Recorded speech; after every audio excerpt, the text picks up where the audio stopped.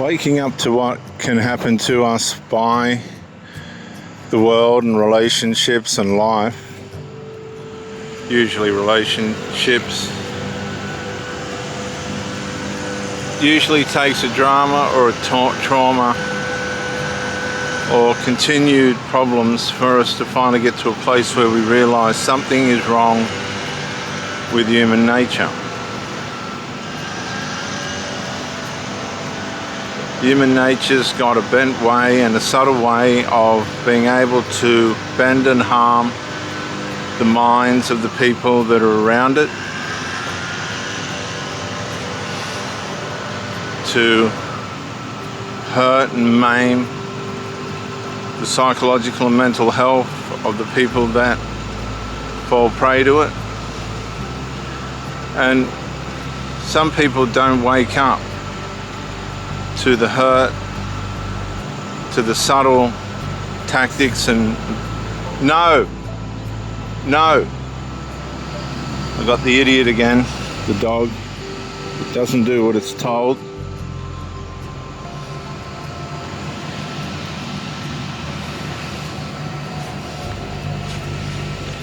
Falls prey to the subtle tactics of the carnal nature, sinful nature, Adamic nature, fallen nature, the nature that causes us to do things that bring harm, not only to ourselves, like addictions, dope, alcohol,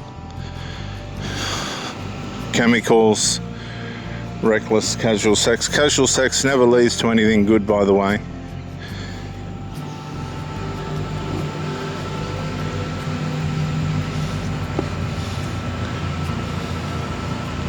And until something serious happens, like somebody gets raped or somebody gets robbed or something of this kind, something of this nature, somebody gets broken up with unexpectedly, somebody has an affair on you or robs you that you're in love with, lies to you, mucks you around to no end, you end up broken. That's when we start to awaken to the fact that something's wrong in human nature. Sometimes it can be us. Our conscience will kick in and we'll go, gee, I've been cruel to that person, I've been wicked. At the time I was doing it, there was something driving me, causing me to be that way, sarcastic, difficult, hard to get along with, nasty, antagonistic, and all these things that we do, we don't realize at the time, only to realize that something caused us to do it, and it's recognized and identified as our carnal, sinful nature. It's an entity that lives inside us that wants to bring harm and ruin to who we are and everything else around us. But people don't talk about it anymore. They don't even know it's there. We got the dog. And this brings all sorts of disruption and corruption and micro-incremental hurt and harm. And until we come to the place where we realize something is innately wrong, until we start to wake up and realize that many of us don't even know that our carnal nature and our sinful passions are at work against us, not only in us but in the people around us. And we try and make formulas and get data and try and figure out the circumstances and situations where everything fell apart. And there's no rationale, even in the courts. The courts can't make rationale. They just have to punish it. They just have to punish the behavior that the sinful nature causes, and that's no excuse. It's your sinful nature. You're allowing it to happen. You haven't done the work. You haven't woken up to it. You haven't found a way of realizing that there's a nature inside you that's causing you to do harm to yourself and everyone else around you. The information's there, you just haven't made the effort. And therefore, as a result, you suffer the consequences and everything associated with that. It could be breakup, betrayal, being lied to, robbed, hurt, harmed. Some people get murdered. A lot of people get murdered. It could be turning on your parents. It could be turning on your children. It could be reckless sex, sleeping with your neighbor, sleeping with a married person, ruining their contributing to ruining their family. And it's not until you're on the end of it for long enough, or you get into a situation where you have to say sorry, that we start to realize that our sinful nature will cause us to do harm or be on the end of other people's harm that you would not think they're capable of. But that's the mystery, that's the manifesto of our carnal nature.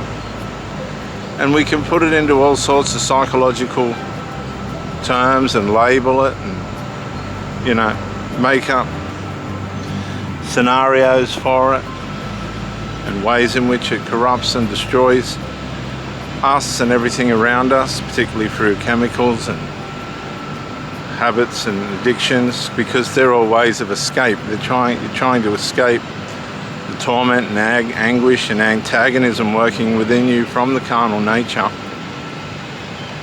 That's all they are, but it doesn't fix it. That's why addictions go on, because it really doesn't fix the root of the problem. The root of the problem is our Adamic, carnal, sinful nature. That's the root of the problem. And it's humbling to think that there's evil inside us. A lot of people are too dignified and had too good a life to really want to come to terms with it. They've had a sense that there is something wrong inside them that they need to separate themselves from, and that separation only happens at the cross. Paul said, I've been crucified with Christ. I separated myself from my carnal nature at the cross. It was Christ that showed me that I had an evil nature. He, God the Father, made Jesus, who knew no sin. He knew no sin. All he did was go around doing good and healing people. He never lied, cheated, schemed, or hurt, or harmed, or tattletaled, or backbit, or manipulated, or controlled anybody. God made Jesus, who knew no sin, to be sin for us at the cross, where he was punished for our sin, so that we could become the righteousness of God in him.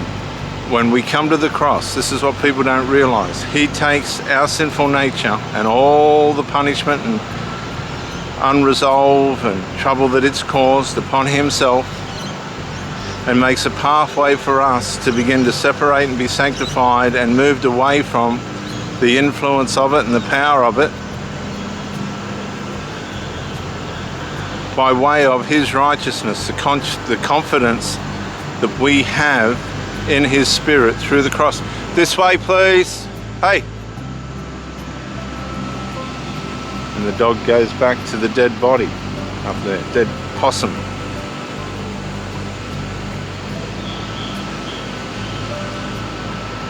His righteousness for our sinfulness, our sickness for his health. All these exchanges, these supernatural powerful exchanges, take place through what Jesus did on the cross. And many of you have Christian pedigree and you've turned away from it and are suffering the consequences of it. Christianity is not a promise that the problems of life and the harms and hurts and letdowns that people bring to us, the people that we love, are going to stop. But what it does do is empower us, enable us, and give us the wisdom to be able to walk through and work through. This way, please. These issues that try and bring sadness and sickness and stress and anguish to our lives. That's what the cross is for. Come on, come on.